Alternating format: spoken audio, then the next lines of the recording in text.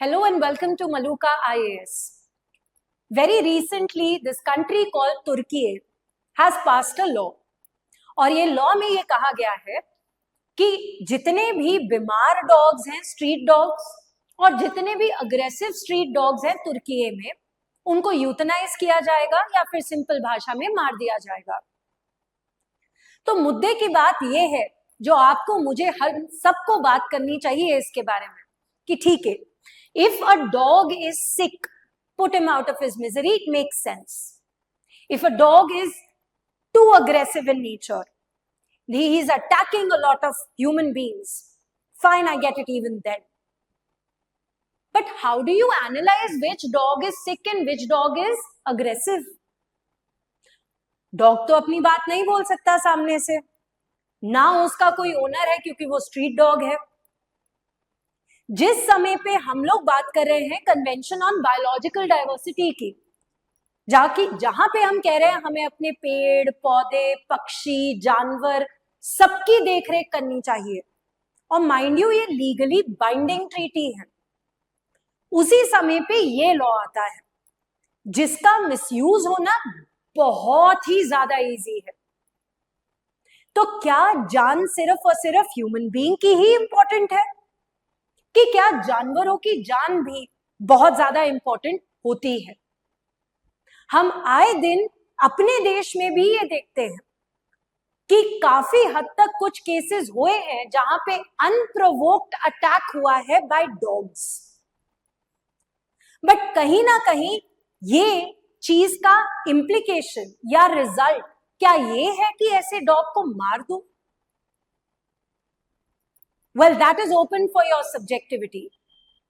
But before we discuss this particular topic, let's talk about a very wonderful initiative that has been taken by Maluka IAS, जहां पे हम सारे के सारे UPSC aspirants और ऐसे बच्चे जो कि थोड़े कंफ्यूज हैं कि यूपीएससी करना चाहिए कि नहीं, उनके लिए बहुत ही एक शानदार अपॉर्चुनिटी लेकर आए हैं, जहां पे AIR 58 वैभव आनंद शर्मा ना ही सिर्फ आपके प्रिपरेशन रिलेटेड डाउट्स को एड्रेस करेंगे, लेकिन साथ ही साथ आपको एथिक्स और ऐसे राइटिंग के टिप्स एंड ट्रिक्स भी देंगे, and that too free of cost on the 2nd, 3rd and the 4th of August on our Maluka IAS application.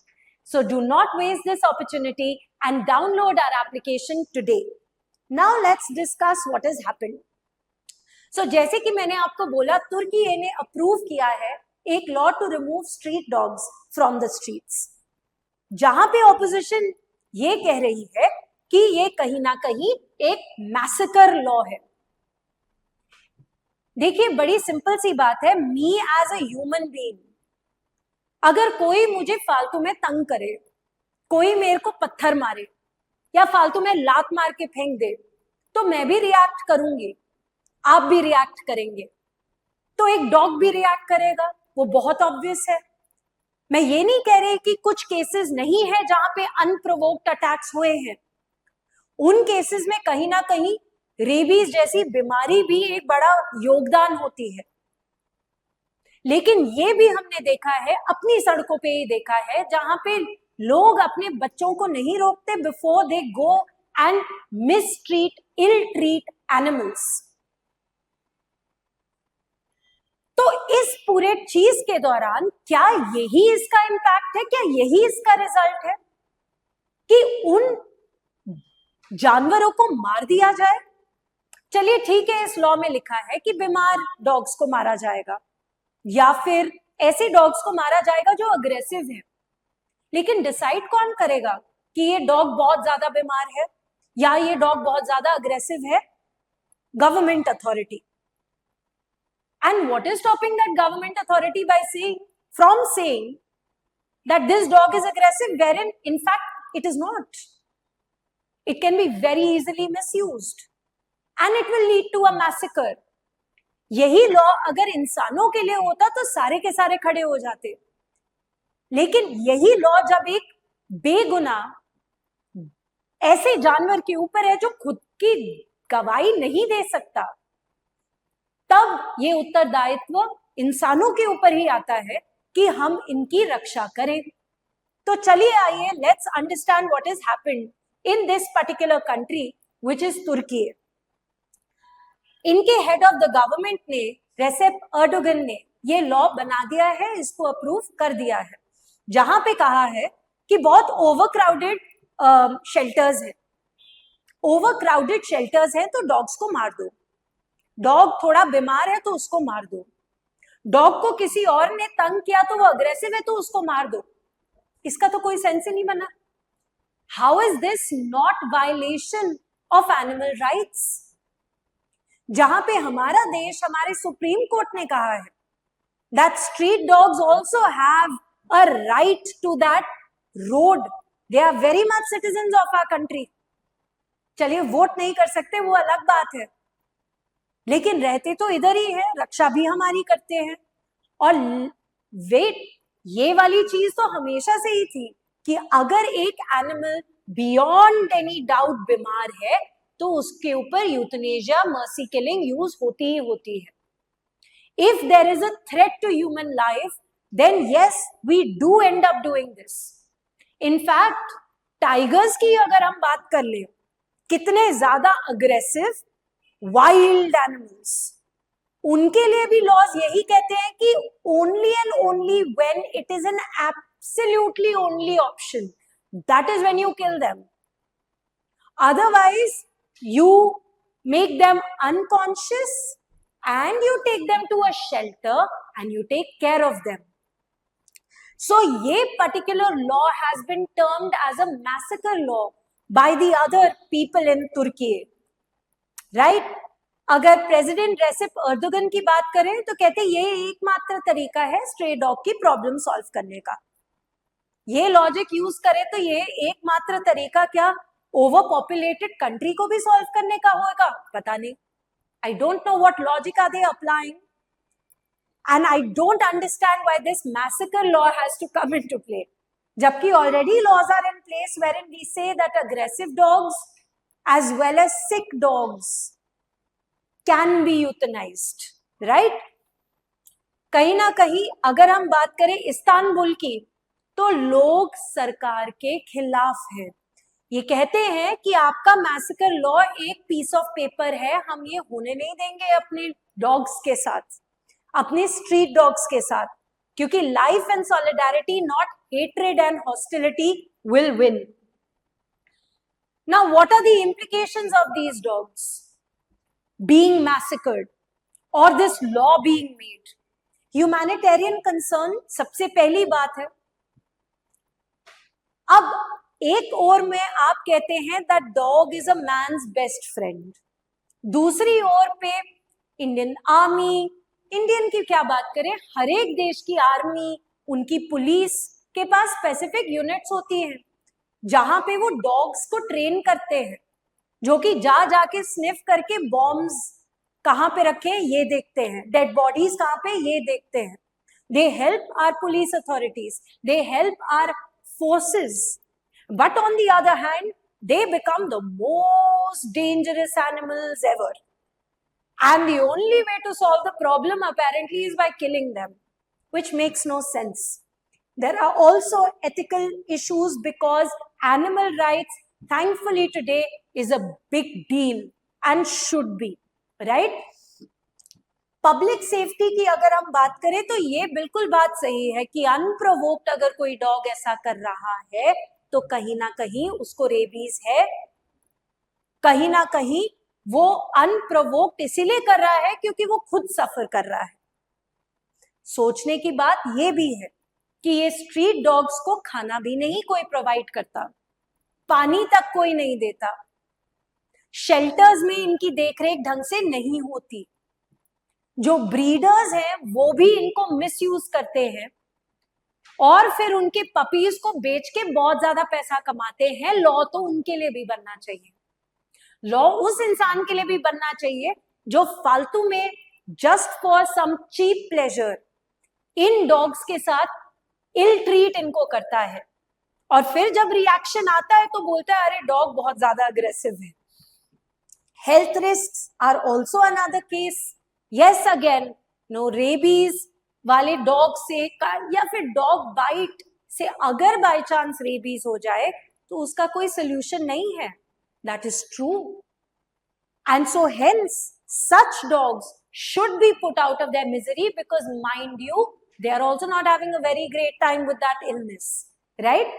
But impact would be this, that we will lose our animals, our biological diversity, जिसका impact हमारे पूरे ecological system के ऊपर आएगा. क्या हम हमेशा इसी चीज की वेट करते हैं कि international union for the conservation of nature बोले ये एंडेंजर्ड स्पीशी है, चलो अब इसको सेव करेंगे, लेकिन वो एंडेंजर बना क्यों, ये भी बहुत मुद्दे वाली बात है. तो instead of using euthanasia, stuff such as shelter and care can be one of the cases. एक बहुत बड़ा एक ट्रेंड चला है दुनिया भर में, जहां पे वो डॉग्स भी अगर लेकर आते हैं तो ब्रीडर्स से लेकर आते हैं.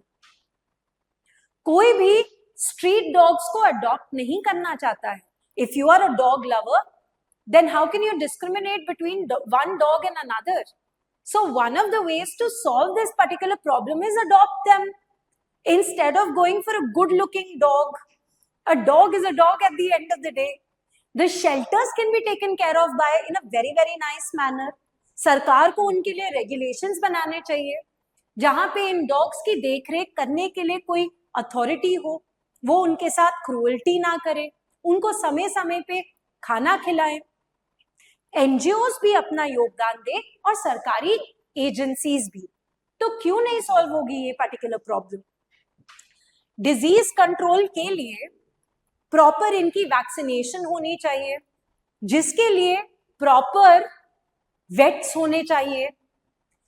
Why can't each one who's adopting a street dog, or don't even adopt that street dog, at least take care of that dog's vaccination? अगर आप नहीं कर सकते तो म्यूनिसिपल अथॉरिटीज से कराएं, लोकल अथॉरिटीज से कराएं. ये भी एक स्टेप लिया जा सकता है instead of using euthanasia to just kill the animal. Legal challenges भी पड़ेंगे, because mind you, world over, now people are realizing that animals also have a right to live. बाकी सब छोड़ो, अप्रैल 2024 में जब सुप्रीम कोर्ट ने कहा that we have a fundamental right against the adverse impact of climate change, उसके अंदर भी सुप्रीम कोर्ट तक ने the great Indian bustard, एक बर्ड की स्पीशी की भी बात की है कि उनको भी आपको सेफ गार्ड करना है. जुडिशरी ऐसी होनी चाहिए, लॉ मेकिंग भी इस तरीके से होनी चाहिए, ना कि ऐसे ड्रास्टिक स्टेप्स जो कि तुर्की ले रहा है. Apart from that, if we talk about the removal of stray dogs, then there is also a huge public sentiment that is attached to it. You will be very, very surprised at how attached people are to their dogs. So such law is not just against that animal, it is also against the emotions of such people. तभी तो Istanbul में खड़े होके लोगों ने बोला बना लो जो लॉ बनाना है, हम करने नहीं देंगे. So hence you should also understand that on one hand, yes, 100% बहुत सारे ऐसे incidences हैं जहां पे people have lost their lives, they've lost their children because of unprovoked attacks from animals. But on the other hand, जब आप दूसरे पहलू को देखें तो सिर्फ एक जानवर को मारना क्योंकि वो जानवर है, क्या ही बोलेगा, कौन से कोर्ट में जाएगा, उसके लिए कौन ही खड़ा होगा, ये आइडियोलॉजी अडॉप्ट करनी भी उतनी ही खराब है. Not only for that species but for our entire ecology. Now before ending this topic, I would like to give you a mains daily question. Kindly write an answer on it and take it to your mentors and get it corrected. The question is, discuss the impact of stray dogs on public health and safety. Evaluate the measures that can be taken to mitigate the negative effects associated with stray dog population. Now, before we end this, I'd like to make two very, very important announcements. जितने भी बच्चे 2025 में prelims के लिए बैठ रहे हैं, वो अगर कोई ऐसी टेस्ट सीरीज को तलाश कर रहे हैं जो कि बिल्कुल यूपीएससी के पेपर के साथ अलाइंड है, look no further and join Maluka IAS today. where we are going to give you 64 tests, 34 prelims and 30 mains, along with discussion from our top mentors at extremely affordable cost. So do not waste this opportunity and call us on our number today to get registered. You can also visit any of our offline centers for the same. And finally, we have introduced a monthly to-the-point current affairs at an extremely affordable cost in both English as well as Hindi, ताकि आपकी UPSC की preparation और ज़्यादा better हो जाए. So thank you very much for this particular lecture, and I will see you soon with another one. Thank you.